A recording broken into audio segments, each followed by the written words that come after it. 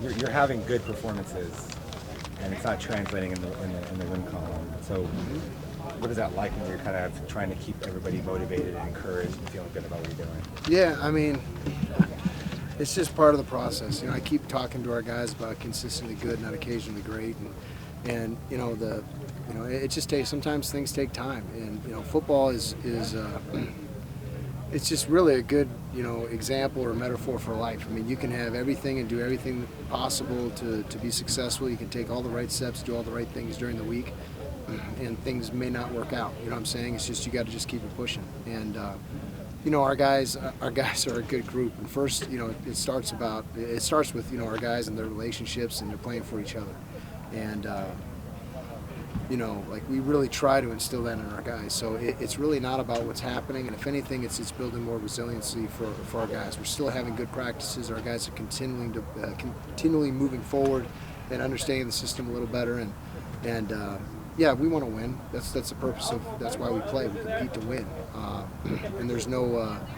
There's no moral victories or anything like that, and so we feel the same way at the end of a loss, and the reward is winning. So those are going to come if we continue to do things right. Has it felt just a lot of bad luck with the inopportune injuries and not generating turnovers when you probably should be for the amount of pressures that you're getting and stuff?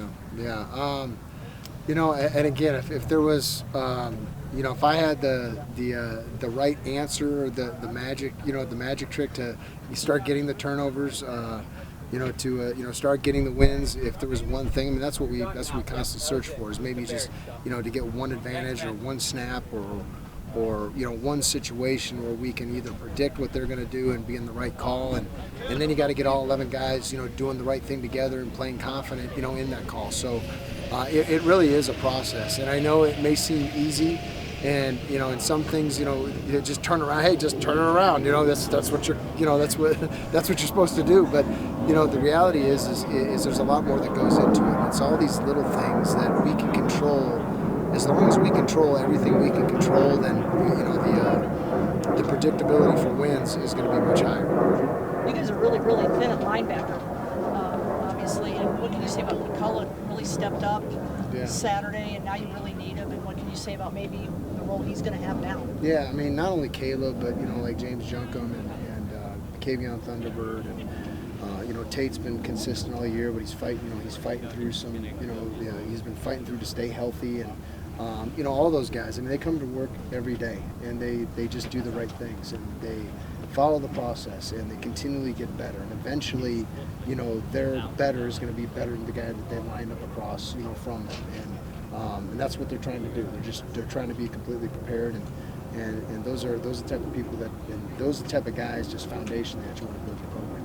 And then with Shamari too. I mean, obviously, playing. He can obviously play and make plays, but just playing what he's playing through. What is it? What do you feel that says? To the secondary and the rest of the defense. Yeah, I mean, he's a great example of a guy who just loves football, and he comes to work every single day, and you can tell he just loves being out there. He loves his teammates, and he's really, again, another guy that's just built everything up. And he leads by example. He doesn't say a whole lot, but he's a guy that you just really trust, and his teammates trust. Colorado likes to try to generate athlete advantages in the passing attack. So, what are some of the challenges presented by that?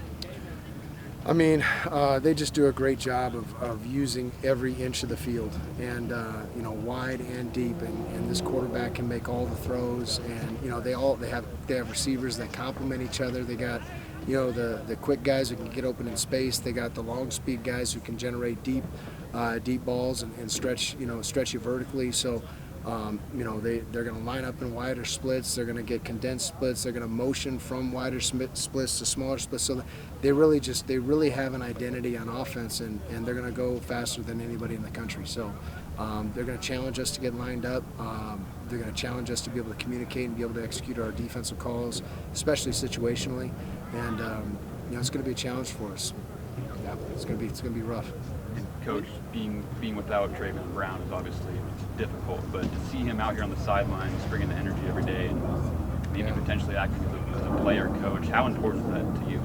Yeah, I mean, having guys like that, and he's such a great example in the 9 months that he's been here, just in terms of how to carry yourself, on and off the field. But his leadership on the field, getting guys lined up, being able to, close our defenses and our coverages and our fronts, and being able to communicate adjustments has been, invaluable for us. So we've had other guys step up. We had guys step up in the game on Saturday and play good defense at the end of that game and give our offense a chance, to drive at the end of the game.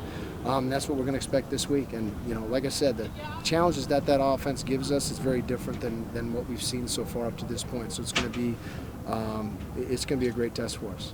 But we're going to be ready for them. I mean, we really are. So it's not an offense that I'm unfamiliar with, and and me and the offensive coordinator have history together, and we work together at 2 different spots, and so just being familiar with each other is going to be. I think there's going to be a lot of chess match to it too, and yeah, it's going to be good to see him. How many late night football conversations have you guys had over the years? Just strategic not many, not many. I mean, he moved on. He ended up being a head coach at another school, and I stayed at Syracuse, and but no, we had a good relationship. We had a good an office right next to each other at Bowling Green, and we've talked a lot. We've been on many car rides together. It's going to be good to reconnect with him.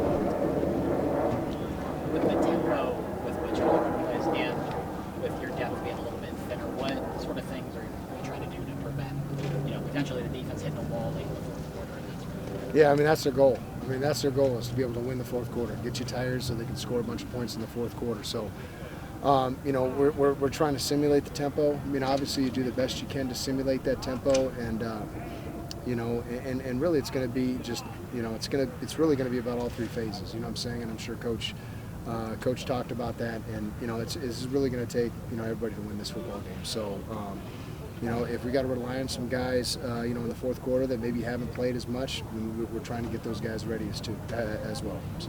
Coach, the running back has versatile skills both outside of the backfield. We've seen rushing last week, especially against USC. How are you trying to account for his versatility and build the game? Yeah, it's hard. I mean, it's hard to simulate that kind of speed, that type of dynamic ability. So, I mean, it's really, again, they got a good football team. They got they got great personnel. But at the same time, they got a really clean system that they're running on offense. But it's about us defensively. It's about us being able to execute. Keep the ball in front of us when we need to. Show pressure and bring pressure when we need to. And when we got to be sticky on routes, we got to be sticky. When we're going to play loose coverage and play bend but don't break, then we got to keep the ball in front of us and be able to tackle in front of us. So it's really about us executing our game plan and getting everybody to do their 111th. And if that happens, we'll play solid.